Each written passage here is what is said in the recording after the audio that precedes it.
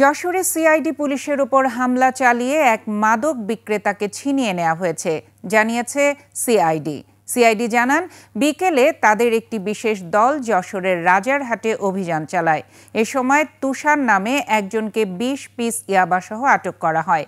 নিয়ে আসার সময় সে চিৎকার করলে ৫০ থেকে ৬০ জন সিআইডি সদস্যদের ওপর হামলা চালায় এবং তাকে ছিনিয়ে নিয়ে যায়। এতে সিআইডি ৩ সদস্য আহত হন। তাদের মধ্যে কনস্টেবল শহীদুলকে হাসপাতালে ভর্তি করা হয়েছে।